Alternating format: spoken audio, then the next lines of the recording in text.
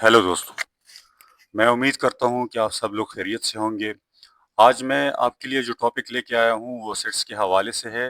तो इसमें हम सेट की डिफिनीशन करेंगे और इसको डिस्क्राइब करेंगे और ये बताएंगे कि सेट को हम कितने तरीकों से डिस्क्राइब या एक्सप्लेन कर सकते हैं। इसके साथ-साथ मैं आपको सेट्स में जो सिंबल्स यूज़ होते हैं, सही है, और नंबर्स के बारे में भी बताऊँगा, डिफरेंट टाइप्स ऑफ नंबर्स। तो आइए अपने टॉपिक का आगाज़ करते हैं। सबसे पहले सेट की डिफिनीशन। तो set is a collection of well defined and distinct objects. Sets जो है वेल डिफाइंड होता है और वाज़ेह ऑब्जेक्ट्स होते हैं इसमें, ठीक है। For example n is equal to 1 2 3 4 5 और set of first 5 natural number और n is equal to x such that x belong to and x is equal and less than 5। ठीक है, तो ये आपके तीन स्टेटमेंट हो गए। एक स्टेटमेंट ये है, एक ये है, एक ये है। लेकिन क्या है कि इन तीनों स्टेटमेंट का मतलब एक ही है, सही है। So the above example show that set can be express in different ways. तो हम मुख्तलिफ तरीकों से एक्सप्रेस कर सकते हैं। कैसे, इसकी थोड़ी और वजाहत कर लेते हैं। तो आइए देखते हैं।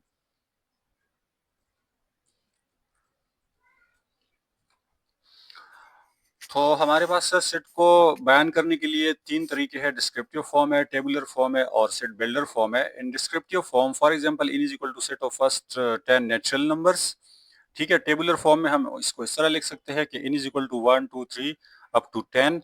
नेचुरल नंबर हमेशा 1 से स्टार्ट होगा। जबकि सेट सेट बिल्डर फॉर्म में हम इसको इस तरह लिख सकते हैं कि n is equal to x such that x belong to natural number and x is equal and less than 10, ठीक है।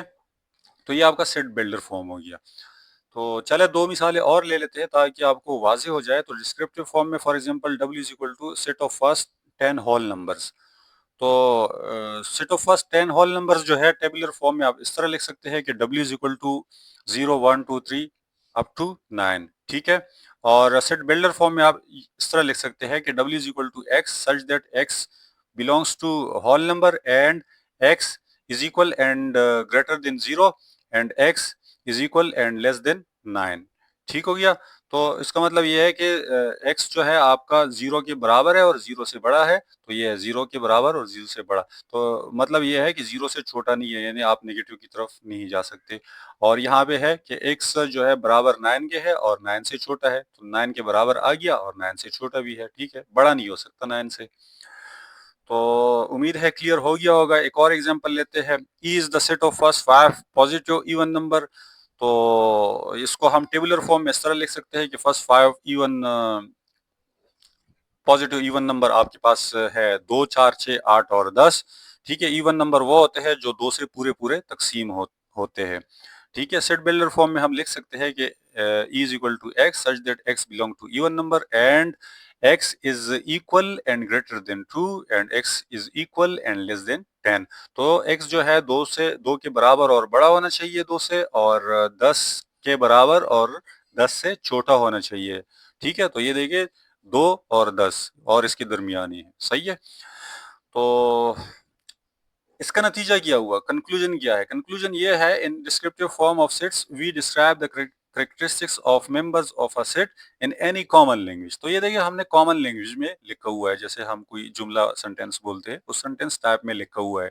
टेबुलर फॉर्म में हम क्या करते हैं, टेबुलर फॉर्म में हम बाकायदा इसको टेबुलेट करते हैं टेबल के अंदर, जैसे हमने करली ब्रैकेट्स में बंद किया हुआ है, ठीक है। तो कंक्लूजन क्या हुआ, in tabular form we tabulate the members of set within the braces that is curly brackets and separate them by commas। तो हम क्या करते हैं, करली ब्रैकेट्स में इसको बंद करते हैं। ये करली ब्रैकेट्स है आपके, जिसको आप दरमियानी ब्रैकेट भी बोलते हैं उर्दू में, ठीक हो गया।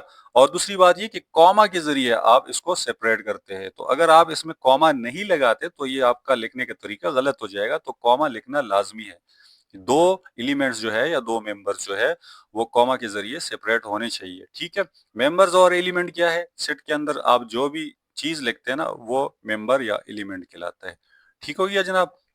जबकि सेट बिल्डर फॉर्म में आप क्या करते हैं, इन set builder form the set is represented by describing the common characteristics of all members using symbols। तो आप symbols यूज करते हैं, ये आपके symbols है जिसको हम बोलते हैं कि such that और and और greater than, less than। तो ये symbols जो है मेरे ख्याल से बास स्टूडेंट के लिए थोड़ा सा confusion होगा और वो इसकी मीनिंग नहीं समझते। तो ये परेशानी हम समझ चुके हैं और इसका जवाब ढूंढने के लिए हम जो है इसको वाज़ेह करते हैं कि इसकी क्या मीनिंग है। तो ये देख लीजिएगा, ये सैंबल है जिसको हम सर्च दैट बोलते हैं, बेसिकली वर्टिकल बार है, सही है, इसको वर्टिकल बार बोलते हैं, इसको पाइप भी बोलते हैं। इसका मतलब है सर्च दैट। सेट्स में मतलब होता है सर्च दैट। ये ई की तरह है, आपको ई की तरह दिखता है, बेसिकली एप्सिलॉन है, सही है, और इसका मतलब है सेट्स में बिलोंग्स टू, ठीक है। इसका मतलब है एंड, इसको कंजंक्शन बोलते हैं, लेकिन यहाँ सेट्स में इसका मतलब है एंड, इसका मतलब है और, ये डिसजंक्शन कहलाता है कॉमनली। ये है ग्रेटर देन और इक्वल टू, और ये है लेस देन और इक्वल टू, और ये है ग्रेटर देन और ये है लेस देन। ठीक हो गया। तो ये जो ग्रेटर देन है, इसके नीचे अगर ये बार आ जाता है, हॉरिजॉन्टल बार आ जाता है, तो फिर इसका मतलब इक्वल टू होता है, सही है। जैसे यहाँ भी ये नहीं है, ठीक है ना। तो फॉर एग्जाम्पल यहाँ पे मैंने लिखा है ए इज ग्रेटर देन बी। तो यहाँ भी आप ये देख लीजिएगा कि इसका ये जो जॉ है ना, ओपन जॉ साइड, ये ओपन साइड जिस तरफ होगा तो वो ग्रेटर वैल्यू होगी, और जो क्लोज साइड होगा वो स्मॉल वैल्यू होगी, स्मॉलर वैल्यू होगी, सही है। So here B is smaller than A is greater, ठीक है। जैसे मैंने यहाँ पे लिखा हुआ है, तो ए इज लेस देन बी। अब हम ये क्या पढ़ेंगे, ए इज लेस देन बी, क्योंकि ये जो क्लोज साइड है ना, ये ए की तरफ है, तो स्मॉलर वैल्यू की तरफ होता है, और जो ओपन जॉ है वो बड़े यानी ग्रेटर वैल्यू की तरफ होता है। तो B is greater and A smaller. ठीक हो गया। मुझे उम्मीद है आप लोगों को ये चीज जो है वो क्लियर हो गया होगा। ठीक है, आगे बढ़ते हैं। तो ये आपके some important sets of numbers along with their notation are given as under. तो सेट ऑफ नेचुरल नंबर जो है वो हम इनसे रिप्रेजेंट करते हैं, और सेट ऑफ नेचुरल नंबर हमेशा 1 से स्टार्ट होगा। ठीक हो गया। सेट ऑफ होल नंबर है, होल नंबर जो है हमेशा 0 से स्टार्ट होगा। सेट ऑफ इंटीजर्स है, तो इंटीजर्स आपके पास पॉजिटिव भी हो सकते हैं, नेगेटिव भी हो सकते हैं, सही है। तो ये पॉजिटिव नेगेटिव दोनों इसमें शामिल है। सेट ऑफ इवन इंटीजर्स, तो इवन इंटीजर्स क्या होते हैं, इवन नंबर या इंटीजर्स वो होते हैं कि वो 2 से पूरे पूरे तकसीम हो, सही है। जैसे कि आप इसको ले ले, 2 को ले ले, 2 से डिवाइड हो सकता है, रिमेनिंग उसका कुछ भी ना हो। 4 है, 2 से डिवाइड हो सकता है, 2 डिवाइड बाई 2 तो इज इक्वल टू 2, और 3 डिवाइडेड बाई 6 डिवाइडेड बाई 2 तो इज इक्वल टू 3 होता है, सही है। तो फ्रैक्शन में आंसर ना आए, होल नंबर में आंसर आए, ठीक है। तो वो इवन नंबर होता है जो 2 से पूरा पूरा डिवाइडेड हो। ठीक हो गया। सेट ऑफ ऑड इंटीजर्स क्या है, 1 3 5, जो 2 से डिवाइड पूरा पूरा डिवाइड ना हो वो आपका ऑड इंटीजर है। तो इंटीजर्स है चूंकि, तो नेगेटिव भी हो सकते हैं, पॉजिटिव भी हो सकते हैं। सेट ऑफ प्राइम नंबर, तो प्राइम नंबर क्या होते हैं, प्राइम नंबर वो नंबर होते हैं जो खुद पे डिवाइड होते हैं और 1 पे डिवाइड होते हैं, इसके अलावा किसी और हिस्से पे डिवाइड ना हो, वो प्राइम नंबर कहलाते हैं, ठीक है। तो इस तरह ये सारे आपके पास प्राइम नंबर है, और भी हमारे पास प्राइम नंबर है, 13 जैसे प्राइम नंबर है, 37 जैसे प्राइम नंबर है। ये खुद के और 1 के अलावा किसी और नंबर पे डिवाइड नहीं हो सकते पूरे पूरे, ठीक हो गया। और सेट ऑफ कंपोजिट नंबर्स, तो सब सेट ऑफ कंपोजिट नंबर्स, अब कंपोजिट नंबर्स कौन से होते हैं, कंपोजिट नंबर्स वो नंबर होते हैं जो खुद पे भी डिवाइड हो, जो 1 पे भी डिवाइड हो, और उसके अलावा किसी और हिस्से पे भी डिवाइड हो। फॉर एग्जांपल ये आपके पास 6 है, तो ये खुद पे भी डिवाइड है और 1 पे भी डिवाइड है, इसके अलावा ये 2 से भी पूरा पूरा डिवाइड है, और 3 से भी पूरा पूरा डिवाइड है। तो ये आपका हो गया सेट ऑफ कंपोजिट नंबर्स।